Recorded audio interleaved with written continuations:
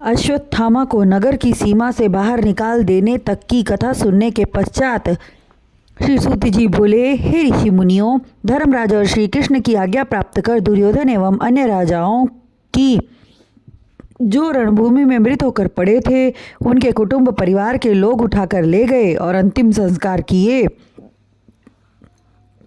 उस समय प्रभु श्री कृष्ण के साथ पांचों पांडव द्रौपदी, कुंती, गांधारी एवं धृतराष्ट्र ने जाकर गंगा स्नान किया।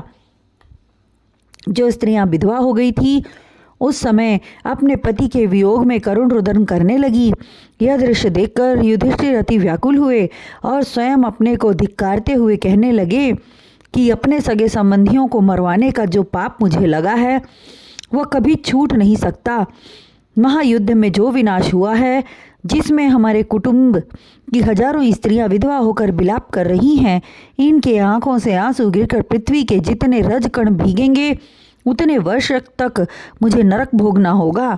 इस युद्ध में गुरु द्रोणाचार्य, पितामह भीष्म और महादानी भाई कर्ण और अन्य बहुत से वीर मारे जा चुके हैं। अतः अधर्म से राज्य भोग करना मुझे स्वीकार नहीं है। धर्मराज के वचन सुनकर श्री कृष्ण, वेदव्यास और ब्राह्मणगण उन्हें समझाते हुए बोले, हे युधिष्ठिर, पूर्व समय से ही राजा लोग इस तरह राज्य करते आए हैं। राज्य पाने के लिए पुत्र पिता एवं भाई को भाई मार डालता है और अंत में अश्वमेध यज्ञ करके पापों से मुक्ति पा लेता है। श्री कृष्ण जी के वचन सुनकर युधिष्ठिर बोले, हे प्रभु, आप केवल मुझे ढांढस दे रहे हैं, क्योंकि यज्ञ करने से अनेक पशु पक्षी और जीवों की हत्या मेरे हाथ से हो जाएगी। हमारे यज्ञ से विधवा स्त्रियों का दुख तो दूर न हो सकेगा। यदि आप कहेंगे तो पहले तो राज्य पाने की लालसा से महायुद्ध किया और अब इस तरह की बातें कर रहे हो, तो मैं कहूँगा कि मेरी उस समय भी युद्ध करने की इच्छा नहीं थी। मेरी बुद्धि को न जाने क्या हो गया था और महाभारत का विकराल युद्ध हो गया। हे केशव, मैं सिंहासन पर नहीं बैठूंगा।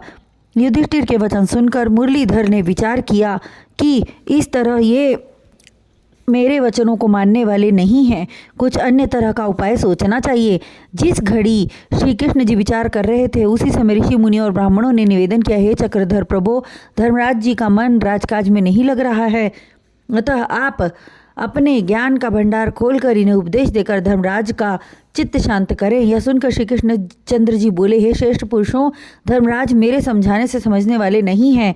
इन्हें शरशैया पर लेटे हुए पितामह भीष्म ही समझा सकते हैं। हम इन्हें पितामह के पास ले चलते हैं, उन्हें भी मेरे दर्शनों की अभिलाषा है, वे ही धर्मराज को ज्ञान का उपदेश देकर समझाएंगे। इतना कहकर श्री कृष्ण जी ने युधिष्ठिर को अपने पास बुलाया और बोले, हे धर्मराज, अभी तुम्हारे चित्त को शांति नहीं मिली है। दूसरी तरफ ऋषि मुनि कहते हैं कि तुम्हें पाप मुक्ति के लिए अश्वमेध यज्ञ करना चाहिए। मेरे भी समझाने पर आप समझ न सके, अतः आप मेरे साथ पितामह भीष्म के पास चले। श्री कृष्ण जी की बात मानकर धर्मराज उनके साथ हो लिए। उनके पीछे पीछे धर्मराज के चारों भाई द्रौपदी एवं अन्य जनमानस भी उस स्थान पर गए जहां अर्जुन के बाणों से विद्ध होकर पितामह भीष्म शरशैया पर पड़े हुए थे। ब्राह्मण लोग पितामह के दाहिनी तरफ एवं द्रौपदी सहित पांचों भाई बाईं तरफ बैठ गए। स्वयं मुरली मनोहर श्री कृष्ण उनके पैरों की तरफ बैठ गए, क्योंकि वे जानते थे कि पितामह भीष्म उनके दर्शन की अभिलाषा है। यदि वे किसी दूसरी तरफ बैठते तो घायल पड़े पितामह को करवट बदलने में अत्यंत कष्ट होता।